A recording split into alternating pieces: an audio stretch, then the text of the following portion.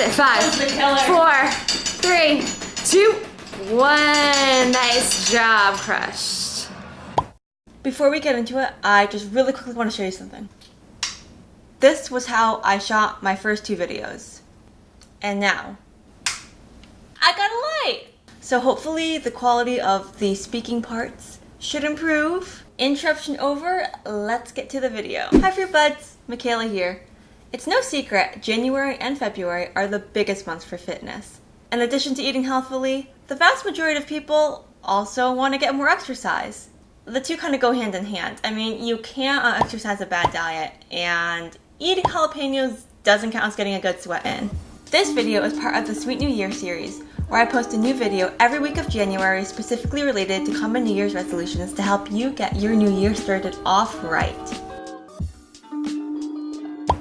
I used to, and to be completely honest with you, still sometimes do, think of exercise as an arduous task that's yet one more thing to check off my to-do list for the day.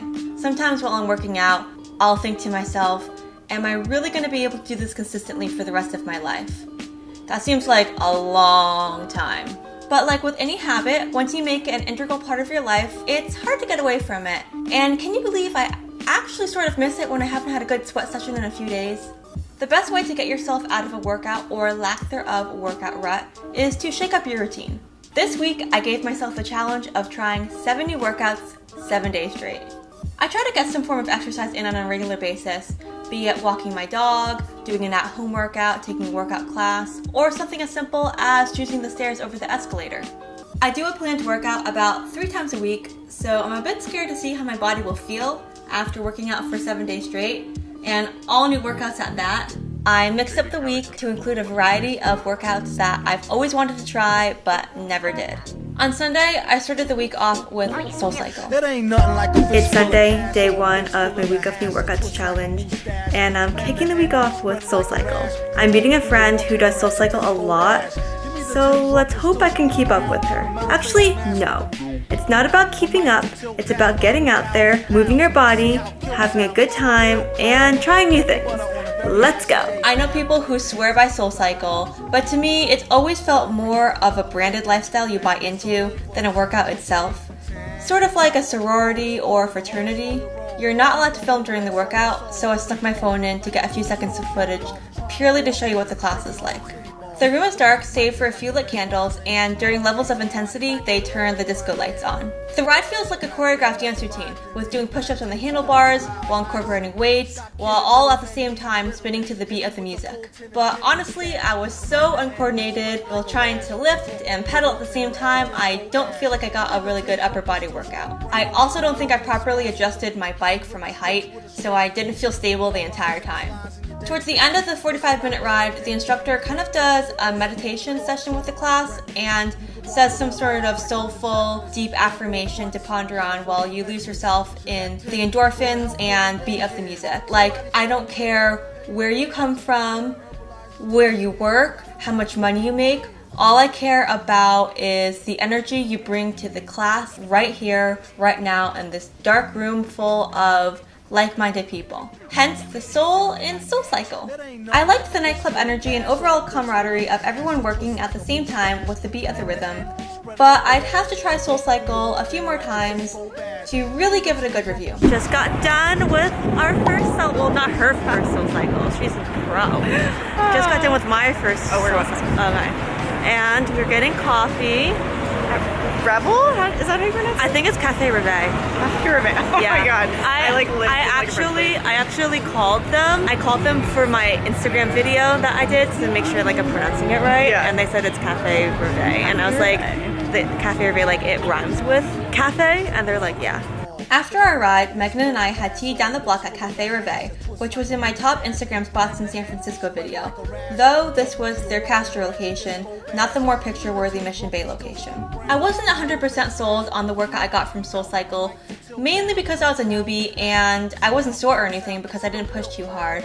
So on Monday I wanted to do a classic HIIT workout to get a good old sweat session in. I tried Orange Theory Fitness with my mom. To me, Orange Theory casts a wider net in targeting its demographic from millennials to stay-at-home moms to middle-aged men trying to get back into shape. The first workout is free, which is always a perk. They give you heart rate monitors, which you can rent each time or else purchase your own. Okay, so Orange Theory requires a little bit more of an explanation since it's not a matter of just running on a treadmill, pedaling on a bike, rowing, or lifting weights. The 60-minute workout is based on the theory of excess post-exercise oxygen consumption, or EPOC. There are 5 heart rate zones. The orange zone is where you achieve the orange effect, or afterburn, that improves your overall endurance, fitness, and keeps your body burning calories even after you finish your workout. Oh, and they have you work out in 3 effort zones: base, push, and all out. And they will cue you as to where you should be at different parts of your workout. You're supposed to arrive 30 minutes before your first workout so the coach can talk to you about your fitness goals and run you through the different machines. So some will be doing weights on the floor, while others are on the treadmill, on the rowing machine, etc. The circuit style training of Orange Theory Fitness was much more what I was familiar with, and as a result, I felt like I could go harder with the workout. Also, there are TV monitors that display each person's heart rate and zone for everyone to see, so you feel the accountability of working hard to save face.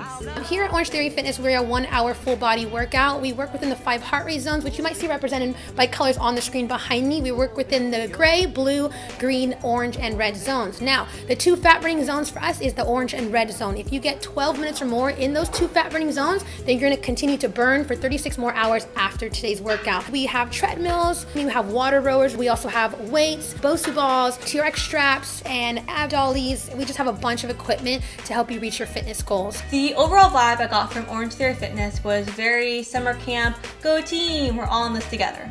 Tuesday, I tried a Pilates Reformer class. I've done Pilates mat before, but I've always been fascinated by the Pilates Reformer and heard it's a really good core workout that strengthens and lengthens you. After my cardio-centric workouts on Sunday and Monday, I was ready for something a little less adrenaline producing. I went to Pilates Pro Works in the Marina District of San Francisco. The Pilates Reformer has a carriage that moves along rails within the frame. The carriage is connected to various springs that can be adjusted to change to the resistance. It took me a while to get the hang of adjusting the springs to increase or decrease tension, but towards the end of the workout, it started to feel more natural. We're really focused on form, stability, and mind-body connection as we do Pilates. And we also take it up a notch where we have it's a little bit more cardio-based and a little bit more difficult in the movements than a regular Pilates mat class would be. We use the Pilates ring for micro-pulse movements on our legs. What I loved about the Reformer is that doing workouts on the moving carriage added a balancing element and engaged various muscles that wouldn't activate from doing the same exercises on the floor.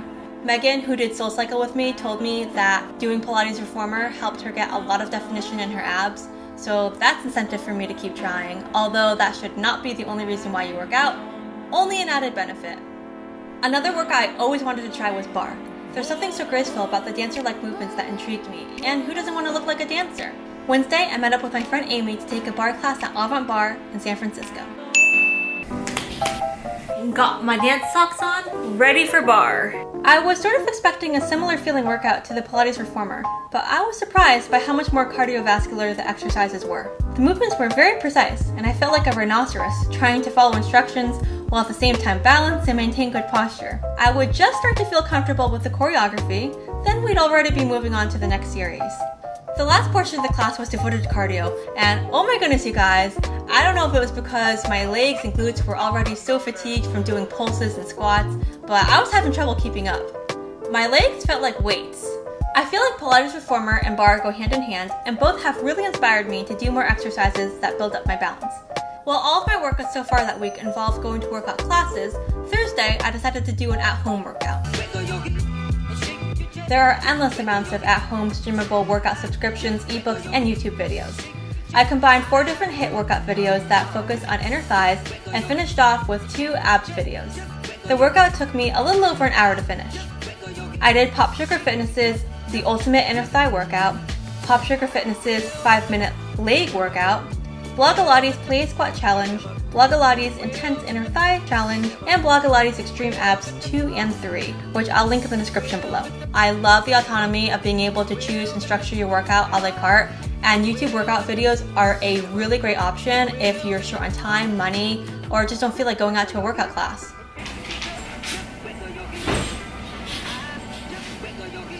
I am so much more sore from earlier this week than I thought I was. I can't feel my inner thighs, I can't feel my abs. Everything is just icy hot. I don't know how I'm gonna survive Rumble tomorrow. Don't let anyone tell you you can't get a good workout at home, because that was crazy. Oh. I guess I picked a good week for my 7 days of 7 new workouts because this week, which will actually be a few weeks ago because you'll be watching this video a few weeks from now, San Francisco's first Rumble studio opened up downtown. My friend Robin asked me if I wanted to try Rumble with her, not even knowing about my 7-day challenge. How serendipitous is that? Friday, we met bright and early in the dimly lit boxing studio to punch it out on their water-filled aqua punching bags. The vibe of the studio was very similar to SoulCycle, with their glossy white walls juxtaposed by gritty street chic artwork and Instagram opportunities endless. The Rumble workout is 45 minutes long and contains 10 rounds that alternate between bags and floor. In the first 5 minutes of class, our instructor Julia led us through the 6 punches of boxing. Then we got to the meat of the workout. The workout followed the same nightclub scene energy of SoulCycle that honestly I'm starting to love. It really gets you amped up and ready to put some oomph into your workout. An added benefit about the dimly lit room is it's very difficult to see what the person next to you is doing, so you don't have to worry about being embarrassed if you get the moves wrong. I wanted to cap off my week of new workouts by taking a yoga class from my friend Rachel, who manages the Core Power Yoga studio in the Marina District. Most of Core Power Yoga's classes are heated, and I've been told by numerous doctors to try hot yoga to help sweat out the toxins that are partly responsible for my gut issues. So Saturday was a day that the sweating of toxins was majorly realized.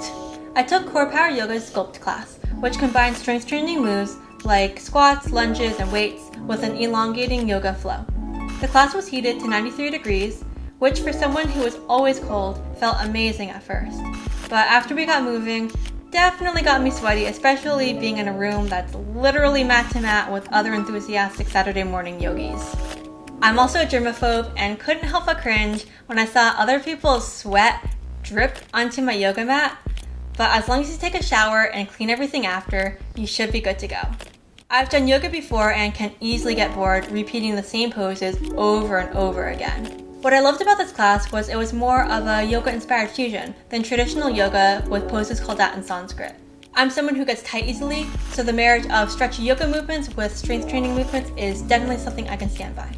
People come to yoga just to be seen and to be loved, and that's what the community is. That's why we all pack into a small room so we can sweat together, and it's super magical. It's true that workouts can get stagnant and even feel like a burden if you don't jazz them up.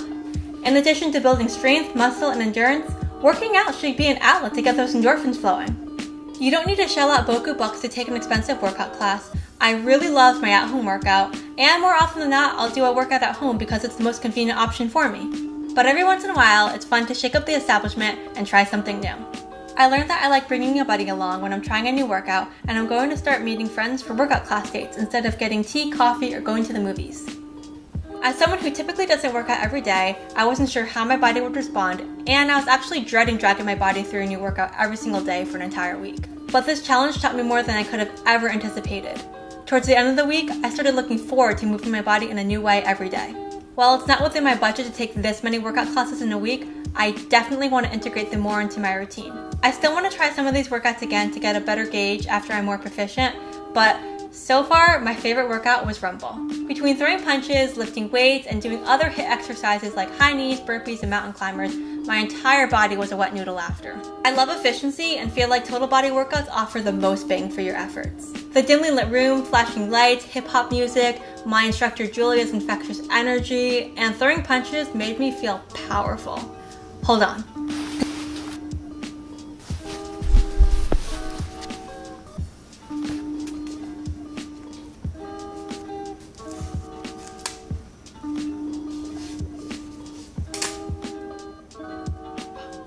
I enjoyed it so much, I even went again with my mom.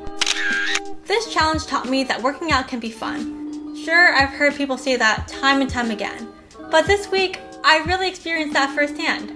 Thanks for watching! If you like this video, be sure to give it a thumbs up, subscribe, and comment down below your go-to workout. What's one workout you haven't tried but want to? Let me know in the comments below. Also, let me know if you have any specific questions related to the workouts I did this week I didn't answer in the video. Keep it sweet, make your own salad, and I'll see you next week to tackle another New Year's resolution. Bye!